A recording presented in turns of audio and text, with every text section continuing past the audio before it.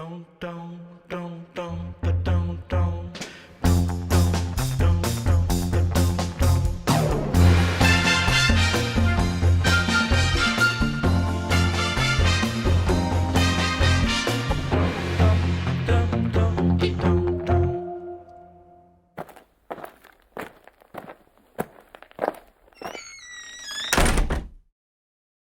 can hear me right, Yeah. Yes. I just saw, like, did you have an operation recently? Yeah, I had an ACL replacement in December. Huh? Yeah. Yeah. How's that going?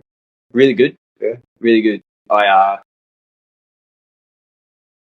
injuries suck, but it's been a really positive thing for me because I've been able to, like, correct a lot of things fitness wise, like with my body. Yeah. Like, I've just gone back to basics, like, because I'm basically writing the whole year off for rolling.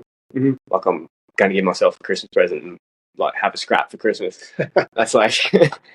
So have you not been rolling at all? Not at all. I've been going in, helping and watching and being involved, staying in keeping the habit. Mm-hmm. I've been doing, because I'm training out of Talabudget Rec Centre. Yeah.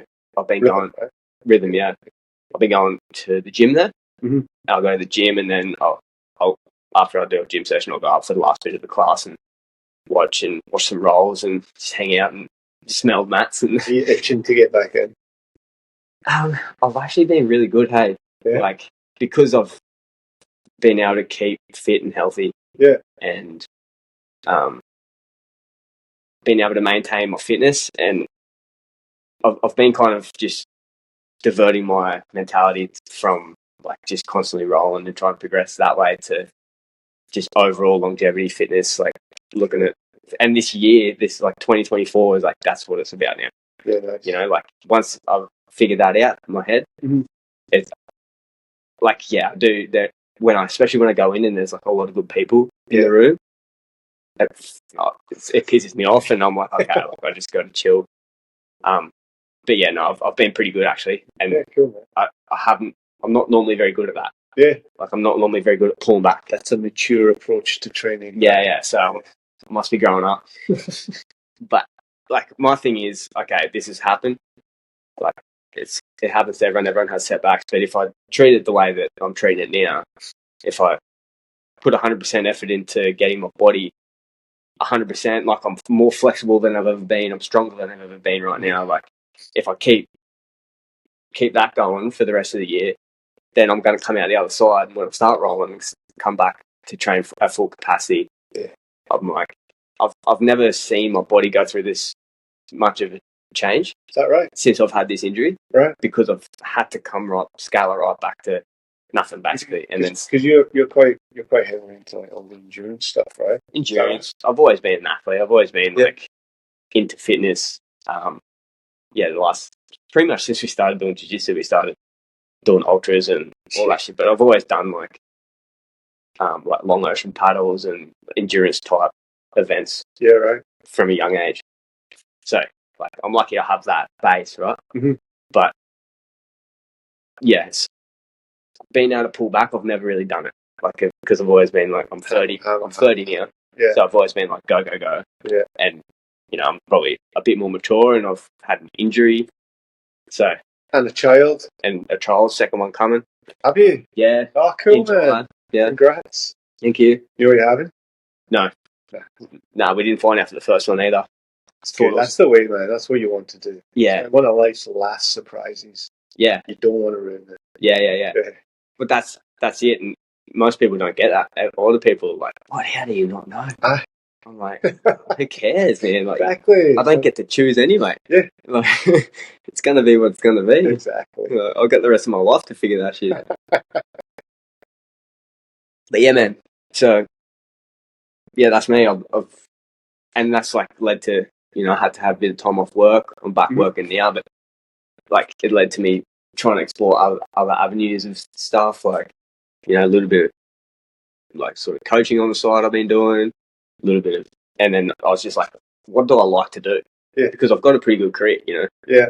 Like, what do I like to do? What else do I like to do? I like to be involved in the community I'm in, with the jiu-jitsu community, with, you know, the good people I've met through jiu-jitsu, and how do I keep that going long term in a sustainable way? Mm-hmm. and I've got this space, so I'm like, fuck it, let's go. I love it, man. It's such a good idea. Yeah. I wanted to do it. Yeah. I've never pulled the trigger. Well, here you fucking are, mate. Look, come on whenever you want. Yeah, it's good, man. Like, I love it. And the whole thing is, like, you're never going to do anything by yourself, you know? Like, it's a community-based thing because it has to be. You can't do it by yourself. Like, Right. And I've been involved in a lot of different communities, right? And, you know, growing up in like sport and that, and the jiu-jitsu grappling community as a whole, they're the people that have interested me the most. Right. You know, like they all are pretty humble people because they do jiu-jitsu and they get. There's no dickheads. Like the longer you get into it, right? Yeah, like you know, there's always going to be different personalities and that, but as a whole, everyone's pretty real. You know, because they get they put themselves in real life situations all the time. You know, like you can't fake it in jiu-jitsu, you know? Right. Like you can't say. But you can for a while. Yeah, but like you can't. You always get found out. Yeah, say if you're like a brown belt, you can't fake being a brown belt. Nah. If you, because as soon as you roll, people are going to know you're not a brown belt. Yeah, you know. exactly. So everyone's very real. Everyone's very humble, but like everyone has this confidence about themselves because they do jiu-jitsu and they can handle themselves in real life, and it's just evident to me because I've been in other communities where it's not like that. Yeah, same. Growing up playing rugby, yeah, it's exactly that. There's so much like bluster and like ego involved, and it's like you run into somebody for 80 minutes on a weekend, and all of a sudden you think you're like Hulk Hogan or something. Yeah, and it's like I was actually a guy contacted me yesterday. Like, I used to play rugby with him in Hong Kong.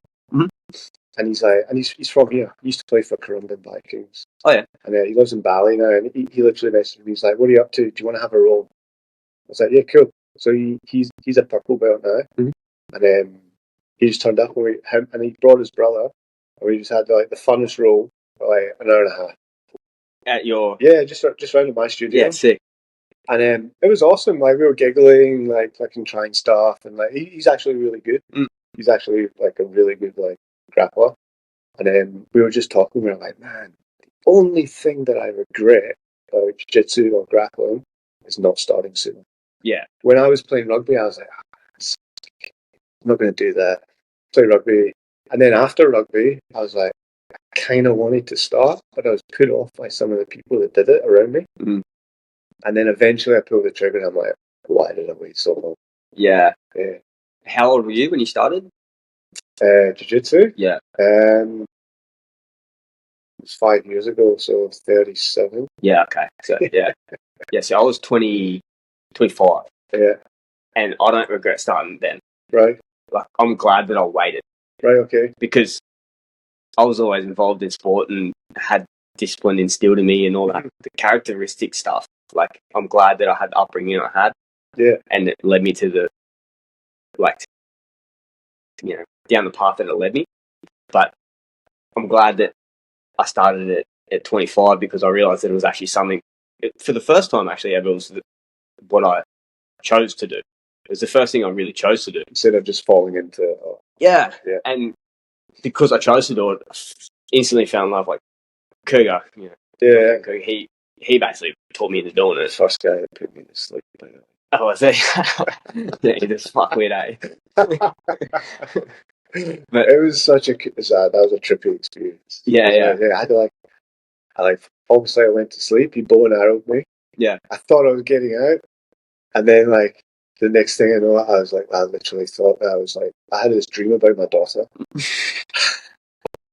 and then I came to and I thought I'd pissed my pants. Yeah. He's like, "Are you okay?" Yeah, right. yeah, he's a fuck weird. But no, he had to convince me. Really? It's through COVID. Okay. Through COVID, but he was like, for years, he was like, we need to start doing this because we always watched the UFC and we were always been fit and healthy and trained together. Just been surfing and then we do like strength and conditioning sessions together and runs and that. Just a couple of knuckleheads, right? Yeah, just knuckleheads, yeah. And I was always doing other athletic stuff. Yeah. And then COVID hit and that all like went to the wayside. And he's like, let's go. Well, we got to fucking start. And then he organised it all, Mm-hmm. and we went in and saw Fabio. Yeah. One session, it was COVID, so we couldn't even roll. He was just like telling us about jiu-jitsu. And I was like, yeah, so whatever.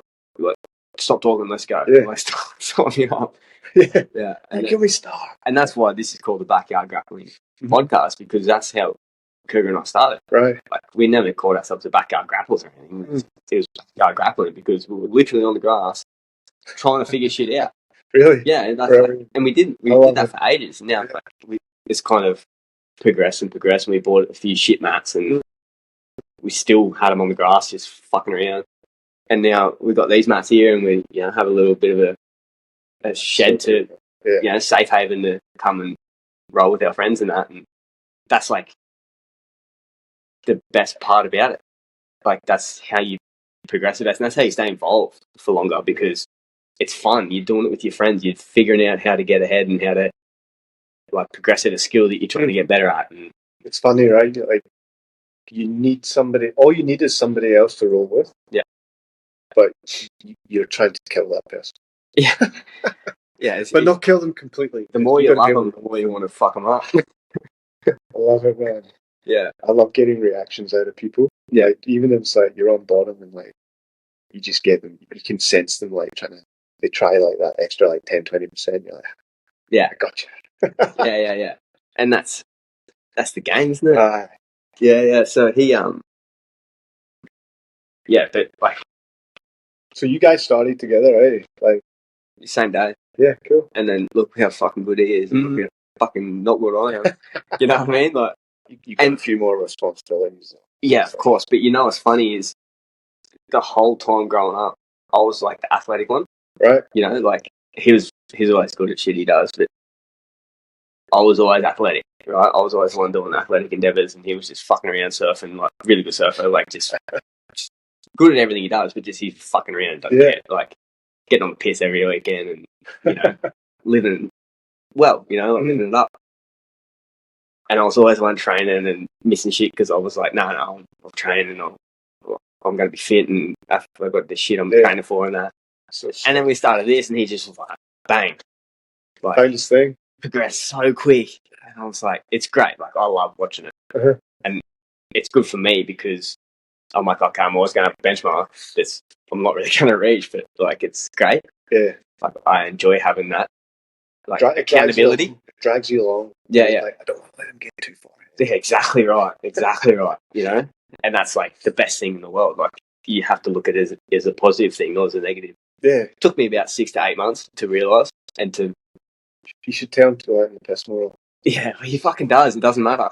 It's fucking bullshit. Yeah. Anyway, yeah. So that's kind of why this whole thing took part, and it's good. It's so cool, man. Like, and it obviously just like jiu-jitsu, this is just going to grow. You just have to approach everything with a learning mentality.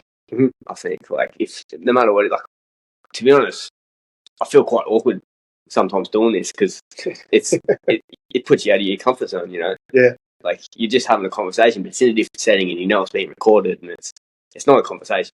It is, but you know, until you start talking about things that you actually fucking like, right? Yeah, well, that's the excuse me. I'm allowed to say. Yeah, of course, yeah. Yeah, like, that's like the basis. It's like, yeah, we literally just chatted for like 20 minutes there. Like, yeah, I don't know. It's just, it's like doing jiu-jitsu, you know, it's always that like awkward, like you got tap hands and then like, you roll with someone you've never rolled with, or you're doing drilling. It's like, as soon as you start, you're just like, it's just, I found it's about 10-15 minutes of like awkwardness. Yeah. and then you just like, you flow then. Yeah, it's like a Tinder date. Yeah. Yeah.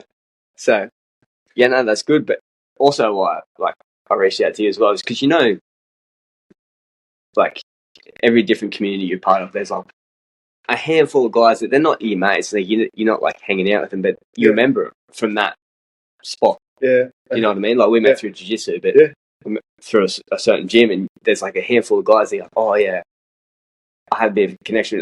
You don't even know what it was. But you're like, I liked what that guy was doing, or how he's going about life. Or like, you know, there's conversations we've had, and you don't. What's that guy's story? Yeah. And then, you know, that's how I view you, you know? It's like, as one of them guys that you're like, oh, I remember him, he was cool. Right. like from that spot that I used to be at. Yeah. Do you understand what I'm saying? Like, who's that big dummy? What's his story? yeah, but you have those type of people in like every aspect of your life. If you're starting to do something, like say if you went surfing at a certain place for consistently for like 6 months, and then you remember certain people from it's like that. And then you run the gym and that, and I like people who are trying to do positive shit in the community, and trying to aspire to do stuff that they actually want to do in life, not just doing a 9 to 5 job that they feel like they have to be doing. And so, how did you start with the gym? Like, have you always done that personal training sort of stuff? Pretty much, Like, I mean, I loved rugby, playing rugby when I was younger. Like, grew up playing rugby unions. That was my thing. It was the only thing I was good at. I was shit at school. I like misbehaving all the time. But I'd play rugby. I could play it every single day. And then, but I was never quite good enough to actually crack it, like the top level. But with rugby, like, if you're half decent, you can still travel the world and like play for like teams, and they'll like put you up, give you a bit of spending money, and then give you a place to stay. So rugby union. Rugby union. Yeah. So I ended up traveling. I went to like, New Zealand. I was in New Zealand. I lived in the States, and then eventually Hong Kong, and then just playing rugby and traveling around, just being a young kid. Like, getting up to no good. But when I was in Hong Kong, like there's a lot of money in Hong Kong. There's a lot of opportunity. And when you're there, you play for like a team. Like you get treated like a professional. You get paid. You get a place to stay. Get the keys to the city. Yeah, pretty cool. But after a year, they pull the rug out. They're like, and this is the way they kind of build the team up. They bring you in. You play for a year or two, and then they say, look, we want you to stay, but we can't afford to pay you anymore because we're going to pay somebody else who's just coming in. But we'll try and find you a job in whatever it is that you want to do. Yep. So some guys that I played with, they wanted to get into banking. Yep. So like they got them jobs in like for HSBC, for like Morgan Stanley and all this. And the rugby club helps them get into that job. Because all the rugby clubs in Hong Kong are sponsored by like one of the big five financial institutes. Yeah, okay. Big five like accounting institutes. These are so clubs, not colleges or anything, just like rugby clubs. Yeah. It's a really, really weird place. It's got a lot of history to it. But essentially, like, so some of my teammates that I was playing with, they ended up working for like all these big banking firms and what have you, like earning millions. And then I stupidly said that I wanted to get into like being a PT. Yeah. So so they helped me get a job in like a big local, like it's called Pure Gym. Okay. It was like in Hong Kong. In Hong Kong, yeah. So they help you get a job, like a foot in the door. You start working as a PT. I did like a sports therapy and exercise like diploma in college. Yep. And then obviously playing rugby, you work out, you go to the gym and all that. So you like working out. So. Yeah, and you know sort of how to work out. Exactly, kind of. You think you do. Yeah. It's like, everyone always thinks that they know what they do. Yeah. You don't know what you don't know until you start scratching the surface. Yeah. So that was my kind of inroad. I started working as a PT, and like at the time, this was the biggest like kind of commercial gym in Hong Kong, and it was on the 5th floor of a building called IFC, which is like it's 88 stories tall. It was at the time the tallest building in Hong Kong, which if you've seen Hong Kong, it's like it's huge, massive skyscraper. Yeah. So basically, everybody that worked in finance basically went to that gym to train, and like they just got. This was before the global financial crisis, so there's just stupid money flying around. Yeah, like I was charging like 1,200 Hong Kong dollars, which is about 200 Aussie an hour. Really? Yes. And I literally had like no formal qualification. I was like, the stuff that I was getting people to do, like, I should have been arrested. Oh, really? At that stage, had you done any further learning? So like I said, I did a diploma. Yeah. Like, where you just learn the basics of like progressive overload, but No, so after that, no progressive learning. So while I was there, I started getting into it, and a guy that I worked with, and he also played in my rugby team, big French American guy. He was about 6'2", 6'3", and about 120 kilos, but like just solid muscle. He's an ex-powerlifter. He played NFL. He was a defensive end, and then he played rugby. And he just cleaned people up. I started hanging out with him. Like, what are you doing? Yeah. And then so I started training with him, and then like he was really encouraging. He ended up becoming my business partner. So after 3 years, we left that gym and we set up our own gym. We set it up in another skyscraper, like right in the center of like Hong Kong Island.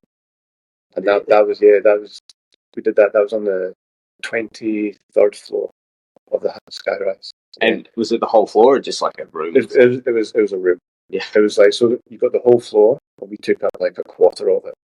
And for the first year, it was just me and him. We still had our clients that we'd had from the commercial gym. They all came over with it. Yeah. We trained them, and then we were like, let's just keep growing. And then so eventually the next year we took over the other quarter of the gym. Then eventually within 2 years we took over the whole floor. And then a year after that we took over the floor of the next, like the top floor. So you had 2 floors? 2 floors, yeah. Wow. And then we ended up having like 12 PTs working for us. And like, yeah, we ended up like having like 15 staff members. Really? It was so cool, yeah.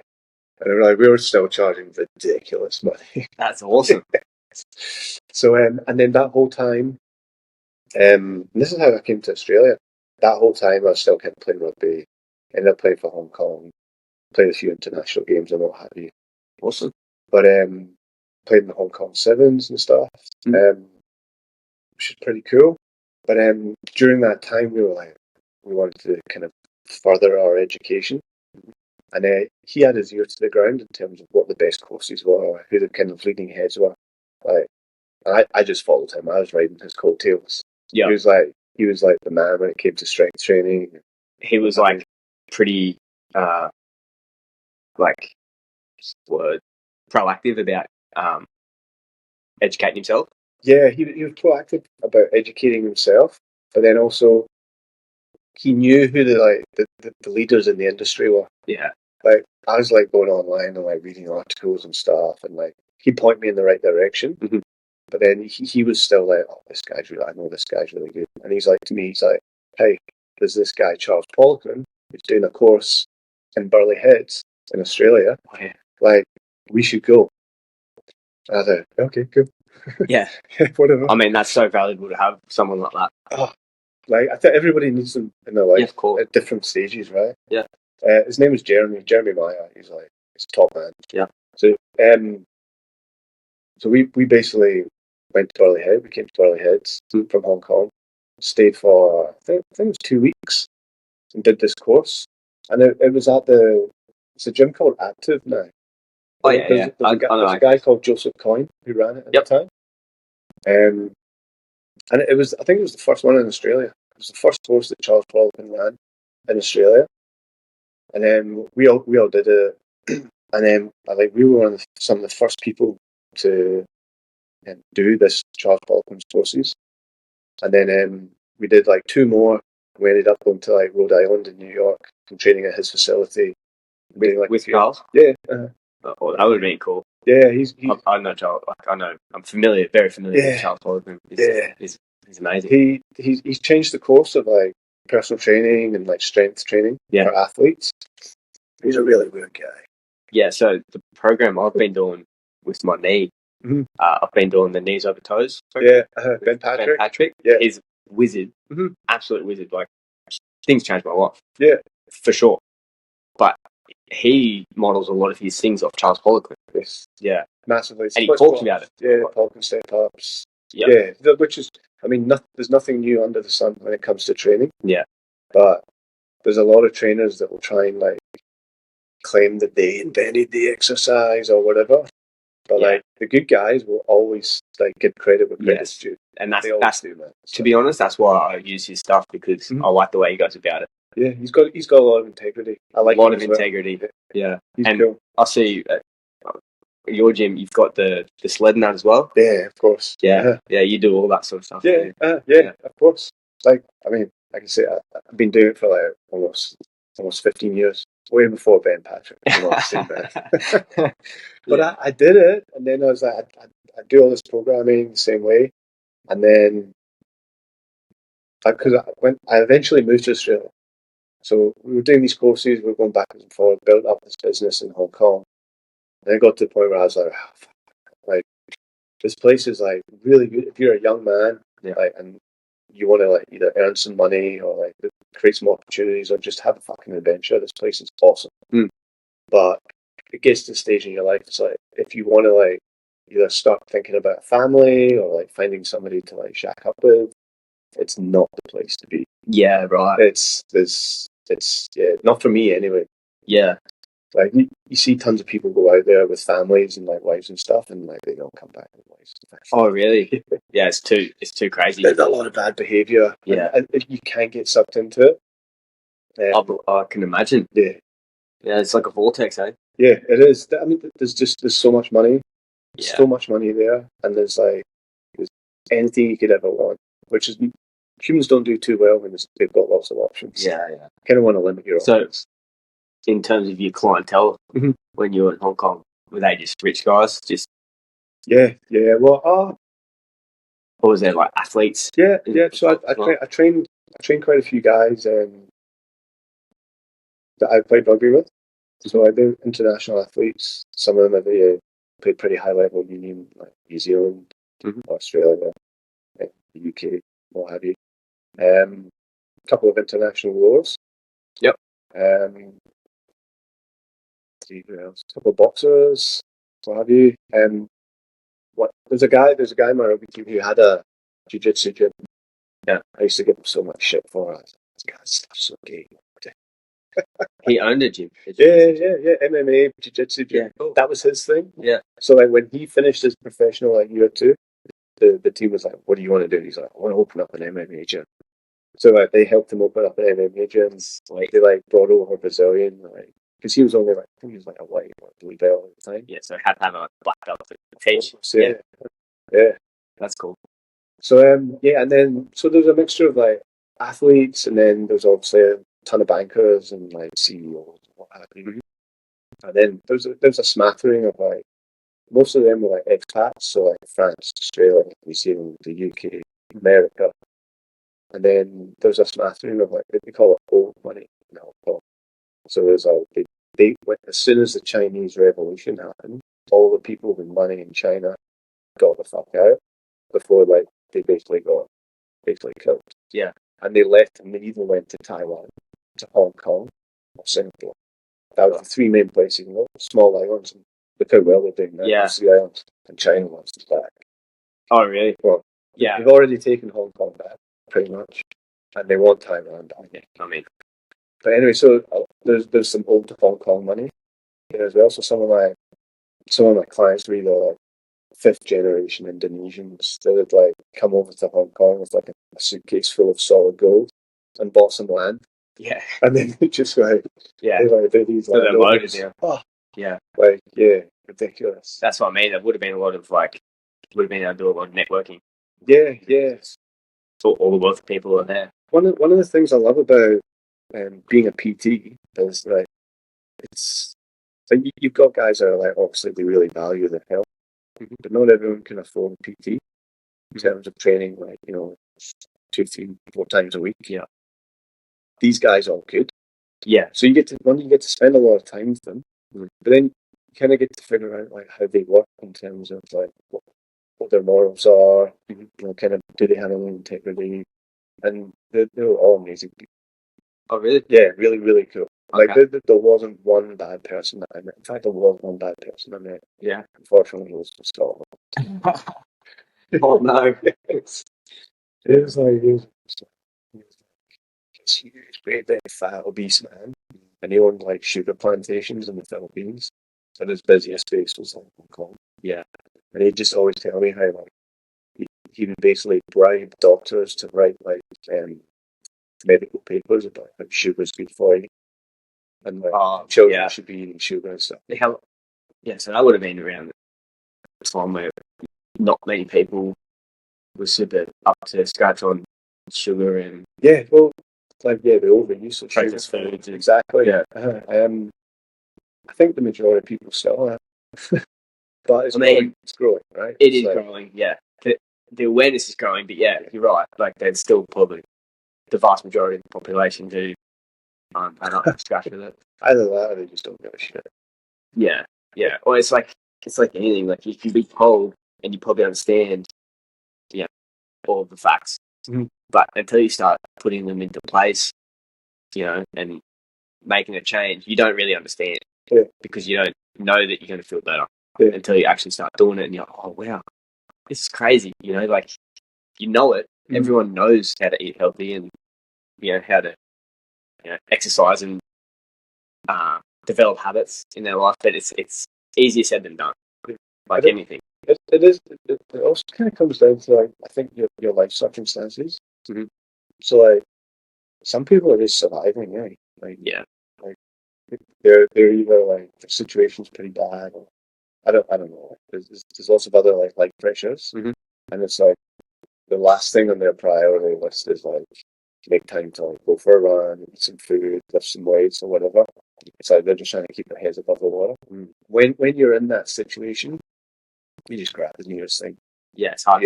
It's hard to pull out. Yeah, and normally those bad foods are, like, they're really cheap, so they're super accessible. They're really cheap, and they actually taste really good. Yeah, I know. Yeah, that is a problem. So when you're not thinking, you don't have that clarity. It's like, just keep going like that. Yeah, it's like it's not until, like, you have the ability to either make space and then figure out what your priorities are, or sometimes people just get a health scare, and that kind of shakes them up. Yeah.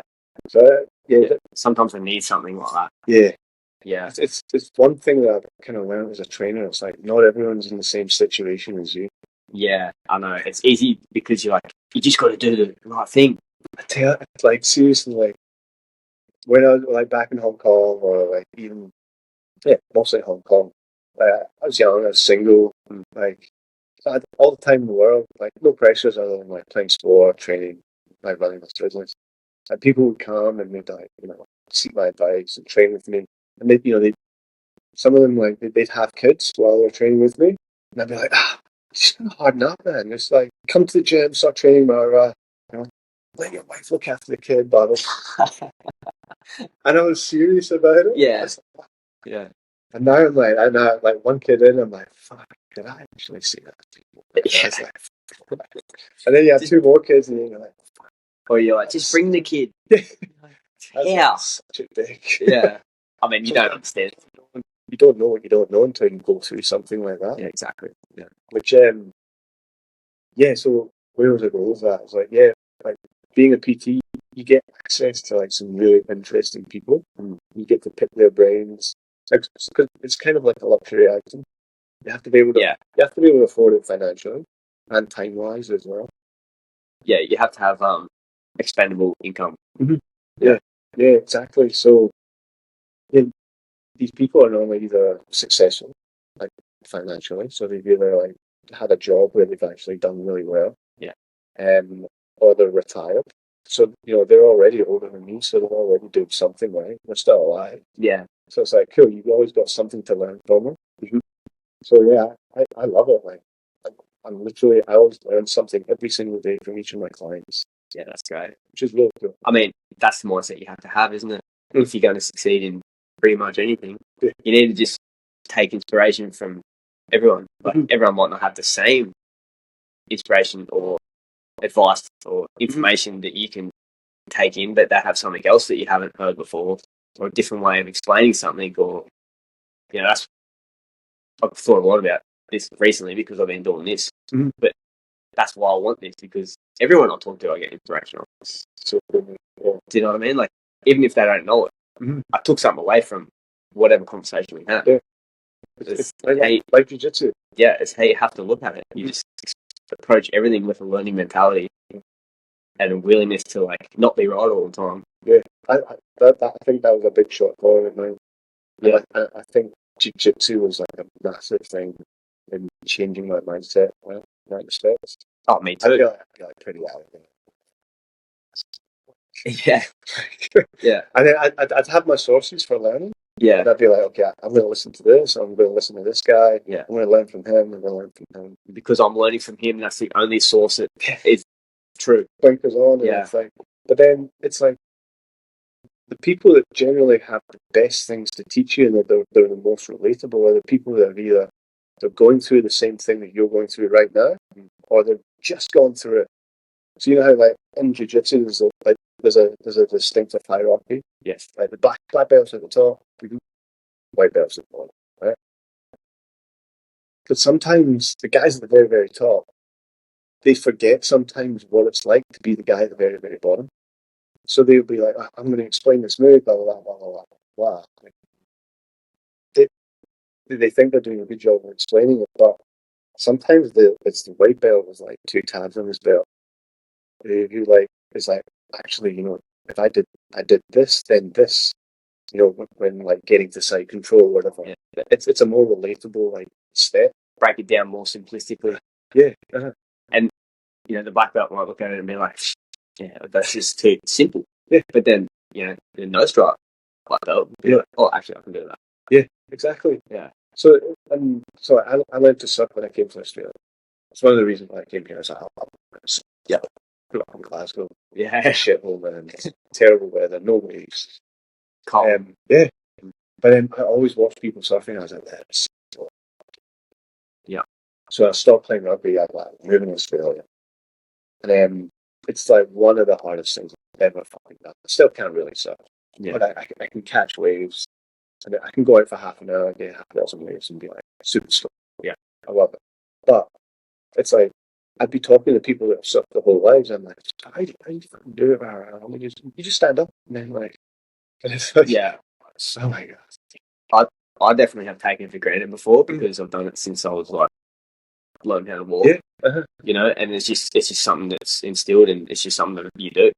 And the same I used to lifeguarding for about 10 years straight. I still before I became fiery, but when I was lifeguarding I really noticed the fact because I grew up doing surf life saving and board paddling and in lifeguarding you need a rescue board to go rescue someone. Yeah.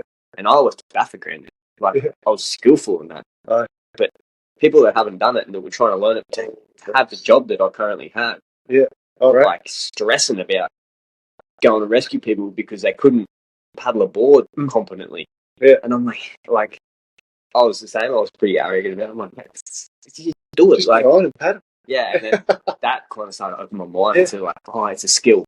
Like if you haven't done a skill before, you don't know how to do it. There's a learning process to all skills. And there's so much mental energy that goes into it. It's exhausting. Yeah. And then so surfing, it's like you're fighting this big stupid board.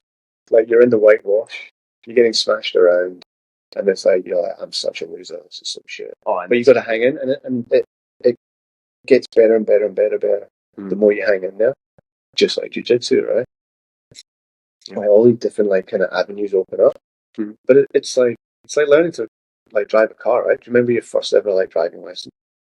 Yeah, I do actually. I was shitting myself, right? And you're like fucking jamming on the accelerator, and the car's going all over the place, grinding the gears. So then now you just walk in, you like get in the car and you just drive. Yeah, don't think about it. Skills. I always knew that I could learn stuff, but I never really knew how to properly until I started because it's so confronting. Yeah. And it's like, if you don't get better, people are going to notice. You can't just tell people you're getting better. Yeah, I learned that move. That's all. Yeah, no, you do that. Yeah, show me. That's it, right? Show me is like, there's no better proof. Yeah. Seeing is believing. Yeah. Yeah. Oh, that's good, mate. And so how did you, from Hong Kong to Australia, how did you end up where you are now? Good question. So when I left Hong Kong, I was like, right, I want to leave here.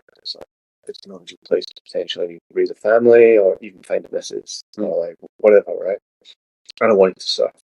So I came to Australia. My sister was actually living here. She's married a guy from Kingscliff. She's like, just got together.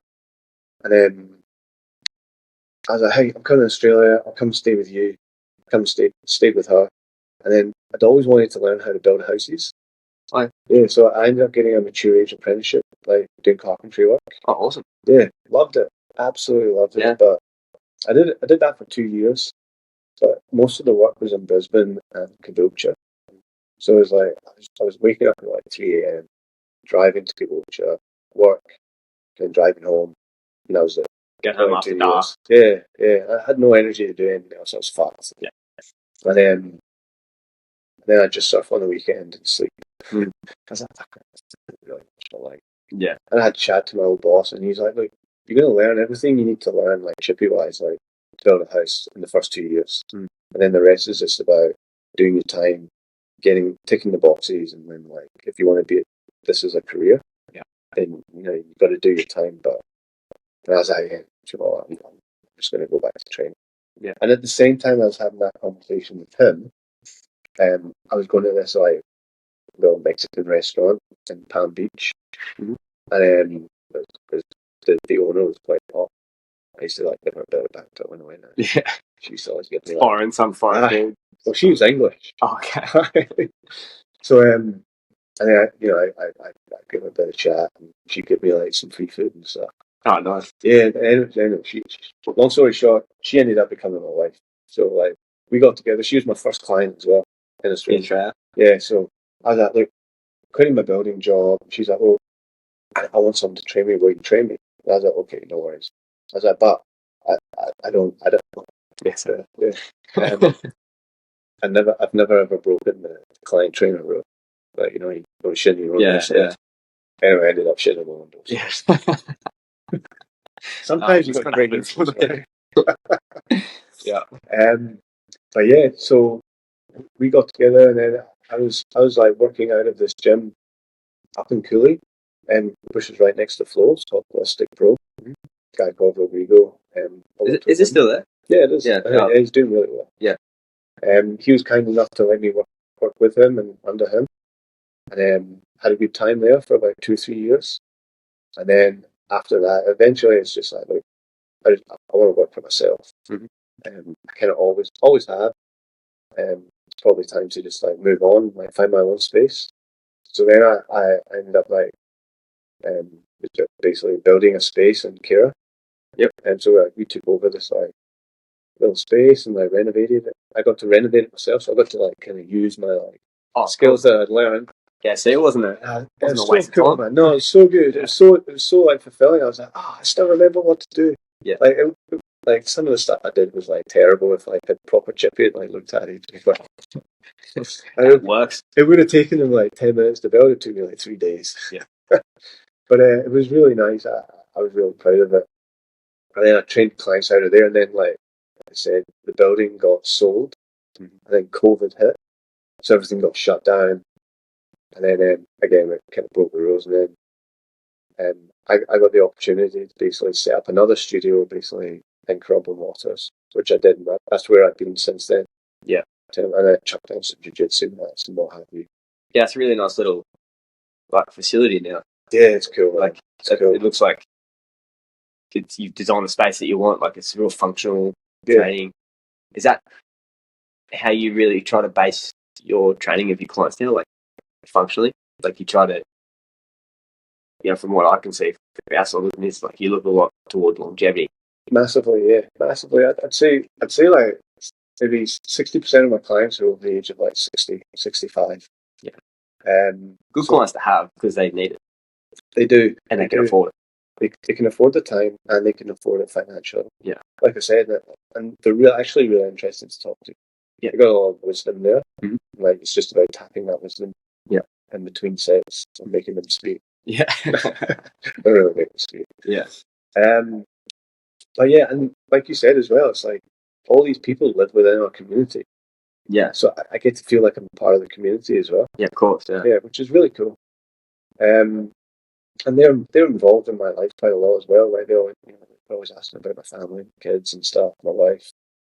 So a lot of my clients I've been training for like 5 years, 6 years. Yeah, that's awesome. Yeah. And once you start to you spend that much time with them, they're gonna have to be part of your life. Like they're gonna have to know what's going on because you can't not form a bond with someone spending that much time with them, and especially from a trainer standpoint, they're looking at you always as someone that's guiding them. Mm. You know, like Yeah, it probably goes both ways. A lot of them are just like, look, I just want to turn up, obviously have a bit of a laugh. I want to train and I want to make sure that you're not going to fuck me up. Yeah, so the goal is like to leave feeling better than when they arrive. I get, yeah, well, unless I'm like, unless I'm like insulting them and telling them that they're useless. A lot of them leave like feeling dejected and essentially, yeah, like it's not about like there's a saying in the training world. It's like any idiot can like make you tired. A good trainer makes you better. Yeah. So it's like all of my clients, I have like it's kind of like a 3-month roadmap in terms of like I'm always thinking like in 3 months' time, I'm getting you to do this exercise just now, but in 3 months I want you to be able to do this exercise. So they're always progressing. Yeah. In something. Yeah. Some things like it takes longer than that, but you're always doing it with that in mind. You're always trying to progress into something else. Yeah, and would you explain to them always what they're progressing to? Yes, because you need to understand what you're trying to achieve. Yeah, and it gives them, it means that they're investing in what we're doing as well. Yeah. Well, if you're not trying to achieve a goal in anything, you're probably not going to stick with it. Exactly. Yeah. Yeah. Exactly. And I mean, it's like I'd say it's like 20 to 30% psychology as well. Yeah. Like sometimes they turn up with like bad attitudes. Honestly, it's probably more than that. Yeah. I love like pushing people with buttons as well. Yeah. Like, I'm a bit of a dick. Yeah, but that's people probably respond well to that. Yeah, they do. They love it. Yeah, and they know me by now as well. So yeah. You need that in your life, but you can't just go around thinking everything's all butterflies and fairies. Exactly. Yeah. Like so, like I'll get them to like push the sled or something, and they start complaining. I'm like, do you know how many people with no legs would love to feel the pain in your legs right now? Yeah, I love that shit. Like you're insulting all of those people with no legs right now. They're like, oh shit. Yeah, well, make them keep going. Yeah. I love it. I love manipulation. It's good. Yeah, I mean, being in the industry you're in, you've probably learned over the many years you've done it how to be able to incorporate that. Yeah, you figure out people pretty quickly. Yeah, sometimes, and then then a lot of the times you realize that people figure you out quickly as well. Yeah, which is humbling. You're like, just bit there. Yeah, like trying to wind you up. It's good. That's super healthy, but it's good to like acknowledge that you did. Fuck, got me. Damn it. Yeah, it kind of like I guess playing team sports as well, like, or even just things like jiu-jitsu, right? It's like you can't afford to take yourself too seriously. No, not at all. So, 5 years you've been doing jiu-jitsu? Yeah. Just before my first daughter, well, my only daughter, Billy, just before she was born. Yeah. A guy that I was training down in Holistic in Coolangatta, a guy called Mark near Arbor, he just got his black belt. When we were training there, and I love that guy. Like straight off, like we'd always have a laugh. We'd train hard. I'd make him do like horrible things. Yeah, we'd just have a giggle about it. And he got his black belt. I was like, oh, blah blah blah. And then I left that place. I didn't see him for like 6 months. And then I actually saw him out in the surf. And then I was like, man, I want to do jiu-jitsu. I want to try it. Like, I want to get into it. But I've always just been kind of put off by it. He's like, come train with me. We'll do a swap. Like, I'll do a bit of training with you, and I'll do privates with you. I was like, cool, let's do it. So we did that in my gym that I just opened up in Kira. Oh, yeah. Because the whole floor was like mats. Yeah, whole floor was mats. And I just loved it, man, straight away. So cool. Yeah. Where's this bit? Like, it especially playing a contact sport like rugby. When you stop, it's like there's no outlet anymore. Like, and initially when I first came to Australia, it was like surf like 3 times a day. It's like all I ever did. Yeah, like, other than like train people or working.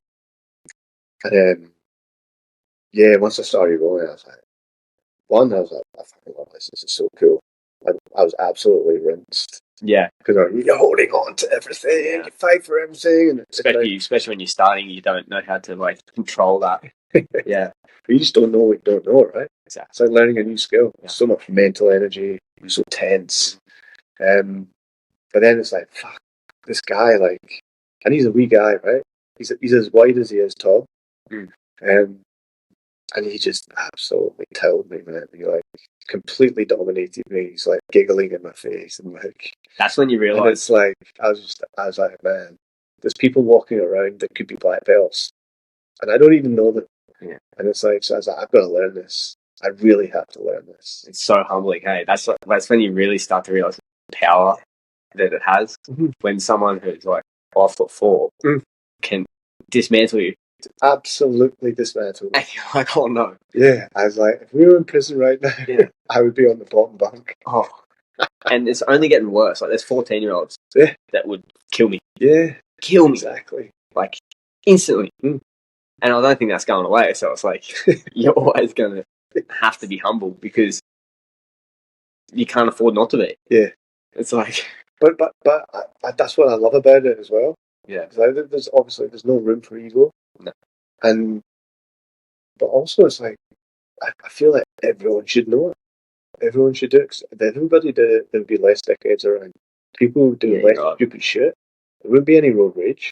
Because like the people that like end up doing things like road rage, it's like they don't know that like the guy they're shouting at, giving the finger, or getting out of the car and walking towards, this guy could be a black belt.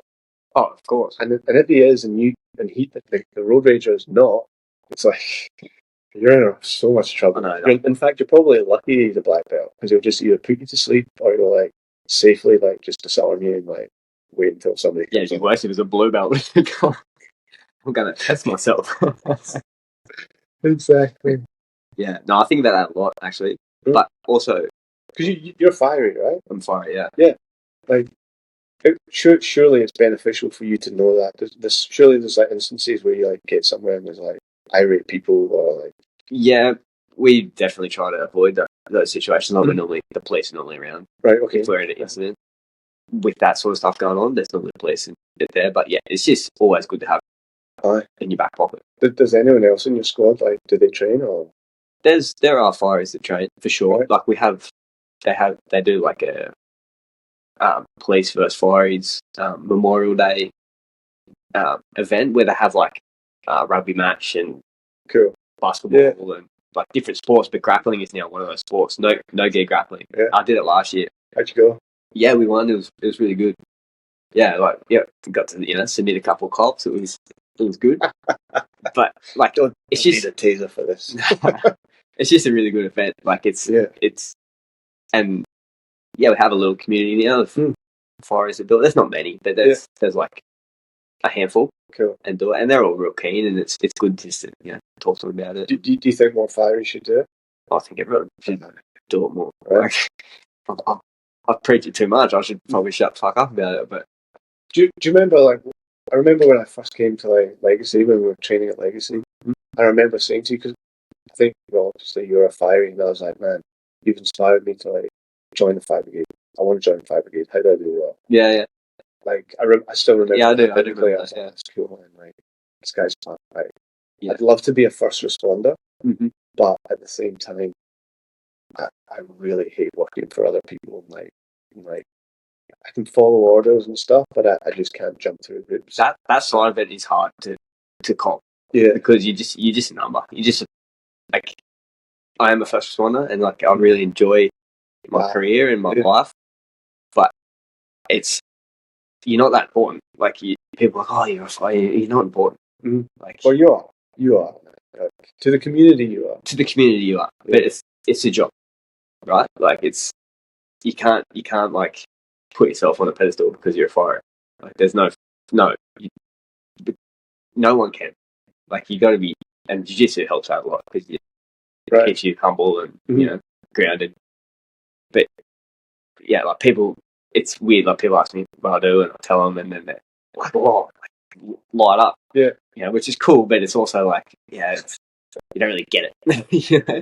Like it's just a job. But it's a cool job and I've worked hard to get into the job, right? So no, it's good, but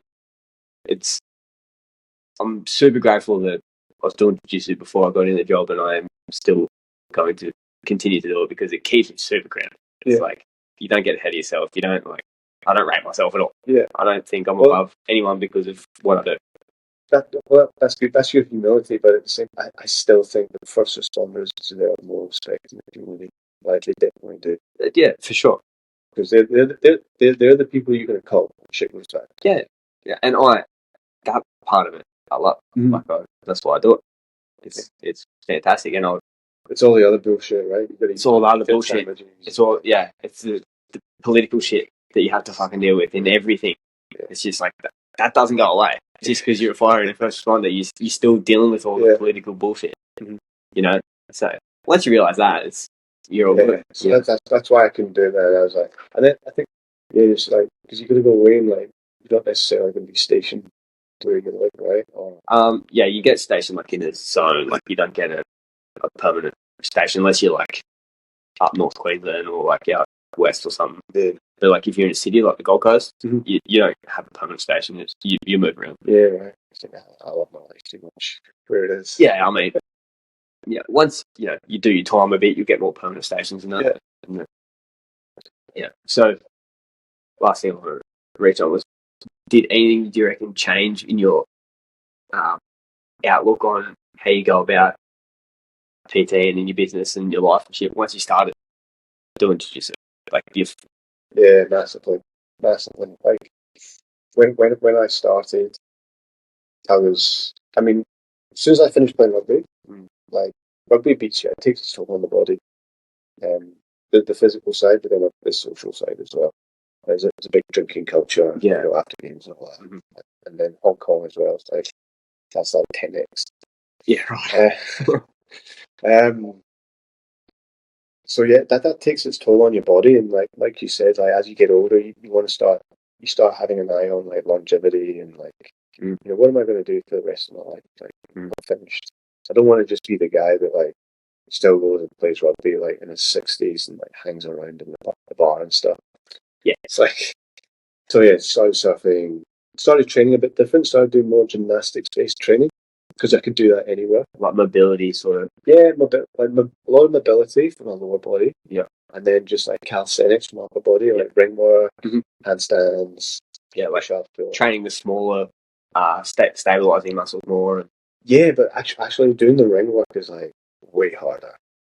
Yeah, it's because is that why? But because the smaller stabilizing muscles they have more activated, so there's more instability. Yeah. So you basically have to work harder to create stability. Yeah. So there's a spectrum of exercises from the least complex to the most complex, and complex meaning how hard your nervous system has to work to allow you to do the movement. So like the least complex would be like a bicep curl. Yeah. You're literally using like 2 or 3 muscle groups. And then the most complex, say for the upper body, would be doing a ring routine, on the rings. Yeah. Because it's so unstable and it requires so much like activation in the shoulder joint, because the shoulder is like a really unstable joint. And like everything's firing. So like they're the two ends of the spectrum. And the closer you can go to the far end of the spectrum in terms of complexity, the bigger the payoff on the body. Yeah. So but depending on your ability and your strength, that will determine, and then your athleticism, that'll determine where you start on that spectrum. Yeah. And if you want to train, it's about trying to move along that level, that spectrum of complexity. If that makes sense. Yeah. So yeah, I was always like the biggest bang for your buck exercises, but with a minimal amount of equipment, and it's going to give me like kind of the longest payoff in terms of longevity, and then also to improve my surfing. So I'm going to be more mobile and more kind of agile rather than just running into big fat guys. Yeah. So having it pop up on a board and then and then once jiu-jitsu comes along, it's like, well, now I have to use like my arms and my legs together. You have to coordinate them. But like being more flexible actually pays off. Yes. Right. And then so yeah, like as soon as I started training like jiu-jitsu, like tons more mobility, loaded stretching, so getting flexible and like in ranges. Yeah. That's like that. That's what Knees on the Toes is all about. Yeah. That's been huge for me. Right. Like cool. I agree with everything you're saying because I've been sort of in a similar mindset with my training. Yeah. Like the stretch strength stuff. Yeah, I'll do that forever now. cool. It's ridiculous how big the payoff is. It is. It is. It's also like, so training in the gym. It's like, someone explained it to me once. It's like you're training in a controlled environment, so that you can handle an uncontrolled situation better. Yep. Whereas out in the say you're rolling, you're in an uncontrolled environment, and you're trying to handle stress or a force, if that makes sense. Yeah. So like in the gym, it's way more controlled, and the more you can train in that realm, you're more likely to be able to control a force in an uncontrolled environment. If that makes sense. Yeah, Yeah. absolutely. So that's kind of what I try to keep in mind with either when I'm training myself, or I've just started doing online training. Yeah. And yeah, I've worked with a couple of guys, like a couple of black belts, a few other guys in the jiu-jitsu community, in terms of them doing their training and their nutrition. But I'm quite passionate about, and like I was saying before, it's like the people that you learn from, or that have like knowledge that you're more likely to kind of get or empathize with, are people that are kind of like one or two steps just ahead of you on the path. Yes. So I'm really kind of like passionate about like training and helping like new parents or people that like got busy lives, busy families, and they want to improve their health. Yes. But they don't necessarily know where to start or how to go about it. Yeah. So like I try and incorporate all of that into that mindset. Yeah. To what I'm doing now, which is building this kind of online kind of platform. Awesome, man. Yeah, because it's with the new parent thing. It's like I've always been pretty disciplined kind of guy that's been pretty consistent at training. But yeah, exactly. and I forget where I was going. But yeah, no, having a new kid, it sort of 10x's how much you have to be on top of things and disciplined, and like, okay, in order for me to be able to go to a jiu-jitsu class or get the training in that I need for myself, I need to be structured and stick to it. Yes. And if I don't do it, then I'm not going to be able to do the things that I can do for myself. Yeah. And if I can't do the things that I can do for myself, I can't be the person that I need to be for my family. Absolutely. Exactly. And once people start realizing that, then it's like the kid just like it galvanizes all of that. Oh my god! Just it shines a light on it so much. Yeah. And like I haven't met anybody in the jiu-jitsu community or in my immediate circle that's not a dick. Like it's a dickhead. Everybody that I've met cares about the people that they're surrounded by, and loves their family, and wants to do the best for them, most importantly, and also for themselves. Yeah. So like, yeah, having kids shines a light on that massively.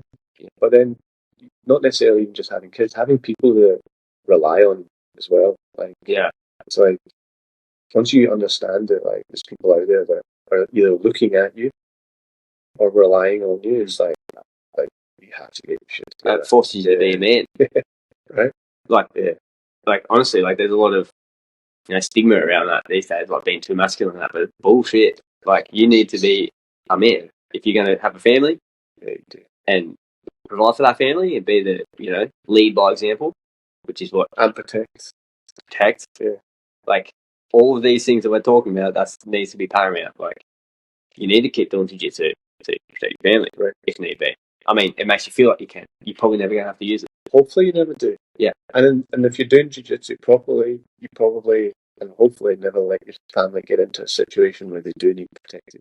Yeah, but right. It gives you that confidence, and then in order to maintain that, you need to maintain your body, and then you need to be disciplined, because in order to maintain the body, and it's like a domino effect, It is, and it's the opposite of a doom loop. It's the kind of spiral that you want to be on. Yeah, it's up. Yeah, exactly, exactly. And not making those choices of being disciplined, it works the absolute opposite way, and it goes into a doom loop. You feel it falls apart. Yeah, even if it's like slight, you feel it. You're like, oh shit, dipping. Aye. get back on. Yeah, and that's good. Like, if you can be aware like that, then like you're on the road to winning anyway. Yeah. Self-awareness is huge. Like this is very much a selfish endeavor because it's forcing me to better myself, like educate myself more, so I can like explain my thoughts better. Mm-hmm. You know, like converse. Like sometimes it's hard to have a conversation with this one. I was shit myself coming here. I'm so bad at communicating. Yeah, so am I. Trip up on my words, mate. I mumble. I'm a bogan at heart. You know. Yeah. Like, we got two idiots with terrible accents trying to talk to each other. Exactly. Like it shouldn't work. You know. But that's the whole point of that is to better yourself. It's to progress at shit that you're not good at. Yeah. You know, exactly. Like I read more now because. What are you reading right now? Right now, I'm reading Jordan Peterson's book, 12 Rules for Life. Yeah, cool, man. It's shit that I already know. Yeah. But I like the way he explains stuff. Most of everything you already know. Yeah. But like somebody to like verbalize it or just like distill it into like easy messages. Yeah. Just to remind you. Yeah, and there's a lot of little messages in there that are cool. You know, like it's real simple stuff. Like the first rule is like sit upright posture. Right? The posture. Yeah. Have you read it? Yeah. Yeah. Exactly. Yeah, no, great book. It's but just reading a bit more, like forcing those habits that force me to get off social media more. Yes. You know, like I've really limited my social media time, especially since starting this because I'm trying to think better. Do you read a physical book or do you read a physical book? Okay. Yeah. Build your library. That's what I'm aiming to do. Yeah. So like just little bits, like 20 pages a day. Mm-hmm. That's like heaps for me. Like that's heaps. It's free and all that. Like, cool. Yeah. I've got a couple of clients like they bring their sons to the training, and like the awesome thing about that is like over like a year or 2 years, you see them going from like these little gamer guys that just play games and like they don't do much to like they start strength training. Then like they started jiu-jitsu. Kids. Yeah. So one of them started when he was 14. He'd be like 20 now. Yeah. Like, and he's got like strong. He was like such a slob before. Yeah. Yeah. It's just like a little cellar dweller. He played games all day, go on social media, really disrespectful to the parents. And he's turned into a young man. Oh, that's good. Yeah. He's so strong. He's blue belt now. He's changed his life around, man. And one of the things is he started reading as well. Yeah. When you read, especially like there's a lot of vicarious learning to be done, like through reading. Yeah. Like, and you might not think it at the time, but then like 2-3 years down the track, like something that's you'll be like, oh, I've never read that. Yeah. No, it's like like it's stored in there. Yes. You just don't realise.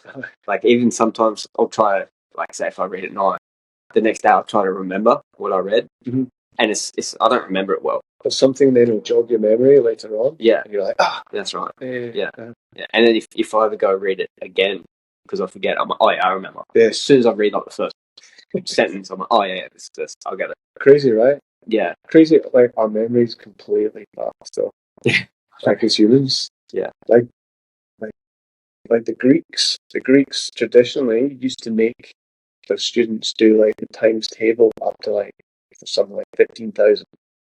Oh really? Yeah, something stupid like that. Yeah, right. Like the times table. Yeah, like so they could and they learned it off by heart. So I don't think primary school students. Yeah.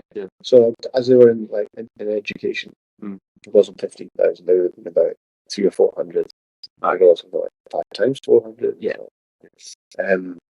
But when they were, like Homer's Odyssey and all that, like these books that are like still around today, they've been written down. They're like huge books. The first guys that like obviously Homer who like came up with that whole book, he spoke it. There's a spoken book.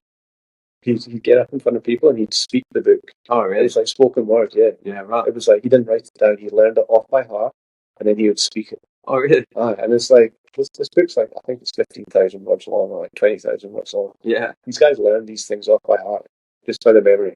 Yeah, cool. Yeah. We can't even fucking remember a chapter. Yeah, I know. Like can't even remember our own phone number. Yeah. I know. that's the challenge. It's getting worse and worse in society in this day and age because of social media. Reading helps, man. Reading helps, and I've been not all the time, but I write a bit.